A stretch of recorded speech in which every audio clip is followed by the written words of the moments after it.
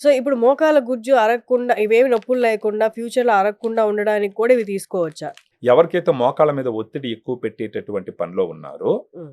వాళ్ళు రాకపోయినా గానీ ప్రివెంటివ్‌గా ఖచ్చితంగా తీసుకోవచ్చు. ఓకే. ఇది ఎలా తీసుకోవాలి? ఎన్ని రోజులు తీసుకోవాలి? మామూలుగా క్లినికల్ ట్రయల్స్‌లో చెప్పిందేందంటే 3-6 మంత్స్ తీసుకుంటే సిగ్నిఫికెంట్‌గా తగ్గుతాయి నొప్పులు. నొప్పులు తగ్గుతాయి. నొప్పులు 3 నెలల్లో నొప్పులు 3 మాయమవుతాయి. నుంచి 6 నెలల పాటు వాడితే ఏమవుతదంటే, ఆ గుజ్జు పూర్తిగా కరిగిపోకుండా కంట్రోల్ చేస్తది. గుజ్జు ఫర్దర్‌గా పెరిగేదానికి ఉపయోగపడుతది. ఓకే. అప్పుడు తగ్గుతుంది. హ్మ్. కానీ డిఫరెన్స్ ఒక 1 మంత్‌లోనే తెలుస్తుంది. ఒక నెల రోజుల పాటు వాడినారంటే హ్మ్. వాళ్ళకి నొప్పి తగ్గడం వాళ్ళు గమనిస్తారనమాట. ఒకటి వాళ్ళకి గుజ్జు కరిగిపోవడం కంట్రోల్ అవుతుందని, ఫర్దర్‌గా గుజ్జు పెరగడం మొదలుపెట్టిందనేసి వాళ్ళు గుర్తించాలి. హ్మ్. ఈ లోపల కొన్ని ఎక్సర్‌సైజెస్ తర్వాత వాళ్ళు కొంచెం డిసిప్లిన్ తీసుకొచ్చినారంటే అసలు మోకాళ్ళ మార్పిడి అవసరం లేకుండానే పోవచ్చు. ఓకే. పర్ఫెక్ట్. మామూలుగా వాడలేదనుకోండి, మోకాళ్ళ నొప్పులు ఇందాక మనం అనుకున్నట్టు ఆ సింప్టమ్స్ వచ్చి మోకాళ్ళ నొప్పులు రావడం మొదలుపెట్టిందనుకోండి, హ్మ్. మామూలుగా ఇది వాడలేదనుకోండి, 2-3 సంవత్సరాలు పూర్తిగా కరిగిపోయేదానికి అవకాశాలుంటాయి. ఒకసారి పూర్తిగా గుజ్జు కరిగిపోయిందంటే అప్పుడు ఆపరేషన్ ఒకటే సరే.